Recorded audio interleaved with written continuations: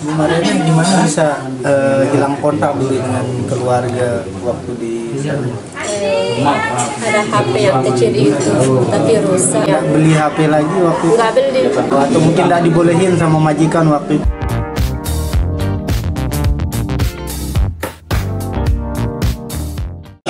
Ini kita dari bank langsung udah dihitung itu. Mas kalau mau saya mendapatkan informasi dari ada keluarga di kantor desa Lenek, itu memberikan saya foto Bu Mariana beserta paspornya awalnya, karena kebetulan di paspornya Dusun Karanggiru di Gubuk Tengah, sehingga langsung ke sini kan. Kemudian saya lihat, kenal saya ini, pernah saya lihat. Setelah itu saya kasih tahu, ada kebetulan tetangga-tetangga lagi rame di sebelah. Nah, karena tetangga-tetangga di sini kan sudah memang lama ingin tahu kabar tentang Ibu Mariana ini. Nah, setelah ada paspor dan ada foto dilihat, saya kasih. Kemudian mereka histeris, ada yang menangis bahagia. Dari pihak keluarga kemudian menghubungi Bapak Aris Munandar dari IP2MI. Bu Mariana gimana bisa hilang kontak dulu dengan keluarga waktu di sana? Ada HP yang kecil itu, tapi rusak. Nggak beli HP lagi waktu itu? Nggak beli. Sekarang aku beli baru-baru. Atau mungkin nggak dibolehin sama majikan waktu itu? Boleh, tapi aku nggak tahu nomornya. Keluarga sih? Keluarga nggak tahu. Aku cari dari mana nggak tahu. Terus waktu itu Ibu Mariana sendiri ngelapor ke KBRI waktu itu? Enggak, majikan dibilang. Oh, majikan dicari itu Cari. keluarga. Tapi baik majikan yang Baik, terakhir alhamdulillah baik majikan. Diantar ke sini. Ada rencana mau balik lagi? Lah udah cukup. nggak dikasih sama ibu bapak, nggak dikasih. Tapi masih bisa bahasa Lombok? Ya, sedikit bukan Sedikit. semuanya. Ini selama tidak mengabari keluarga di rumah ini, gimana perasaan ibu? Ya, gimana itu sakit gitu, gimana sakit. Rindu mau pulang. Iya, mau pulang, mau Berarti keluarga. teringat keluarga saja di sana ya? Iya, kakak, keluarga semua. Setelah balik berarti keluarga senang ya, alhamdulillah ya. Iya, lihat ibu bapak udah senang. Sini yang diterima tadi gaji berapa bulan yang diterima tadi itu? Gak tahu berapa bulan, tapi majikan aku masih ada gitu. Oh, ini dari majikan yang kedua yang memberikan? Kedua. Yang kedua? Tapi majikan belum dikasih.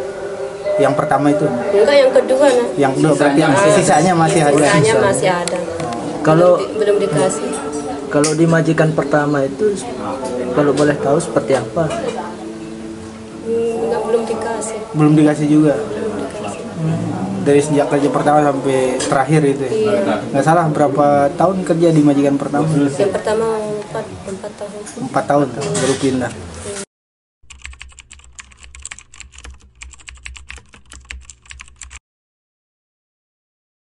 Jadi muaranya prosesnya pemulangan Mariana ini informasi keluarga sebenarnya. Ingat saya tanggal 16 Agustus.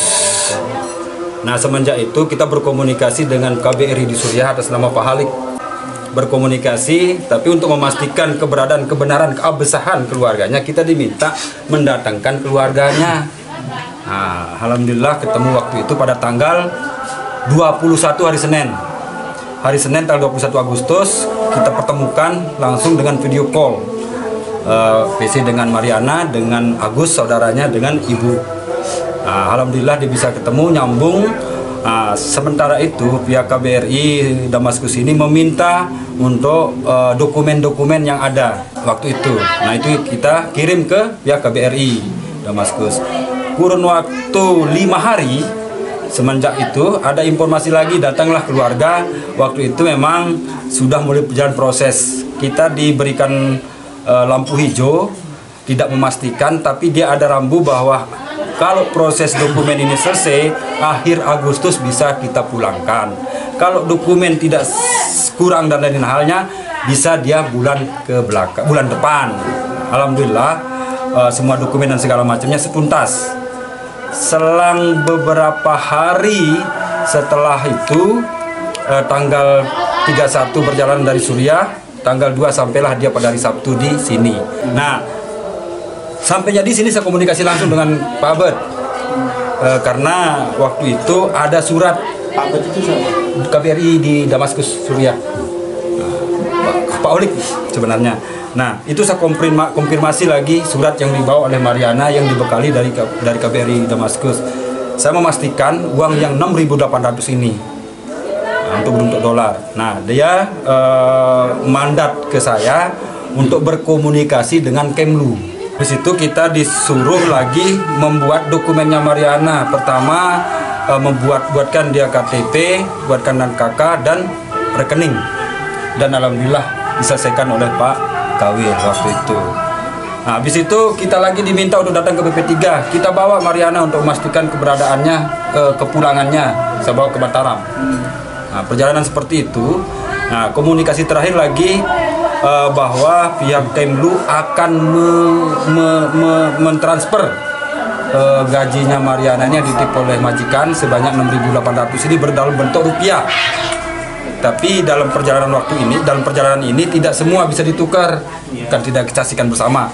Dia hanya bisa menukarkan 4.300, sisanya 2.500 itu dalam bentuk dolar yang tadi itu. Nah, keseluruhannya berapa? 6.800 untuk yang dititip sementara untuk majikan. Ada janji oleh majikan ini sisanya 5.000 dolar. 5.000 dolar yang masih memang PR yang kita bilang PR-nya Mariana bersama majikan, termasuk bagaimana pemerintah ikut campur untuk membantu agar haknya Mariana ini bisa terrealisasi. Ini gajinya sejak pertama kerja dari yang 10 tahunan. Nah. Yang kedua ini ya? Ya, majikan yang kedua. Nah, makanya sisanya ini akan kita buru, yang kita minta pemerintah dalam andil Kemenlu maupun KBRI di sana, termasuk kita sebagai pihak keluarga dan lembaga untuk menekan atau memohonlah. Kita bilang pemerintah ikut campur dalam hal ini. Sisa dari haknya Mariana selama puluhan tahun bekerja. Kalau kita lihat ini kan hanya ratusan juta nih yang tidak layak lah diterima oleh Mariana bekerja di sana, kan gitu. Seharusnya lebih dari itu. Mungkin 3 kali lipat ini yang seharusnya. Kalau kita lihat dari beberapa gajinya para pekerja di Timur Tengah lah kita bilang. Nah, seperti itulah mungkin perjalanan proses tibanya Mariana dari Suriah ke desanya sendiri, tempat kelahirannya sendiri. Berangkat dulu Ibu Mariana ini legal ya berangkat? Dulu, nah ini memang perlu kita bilang legal dia, karena kalau saya lihat paspornya itu 2008 dia.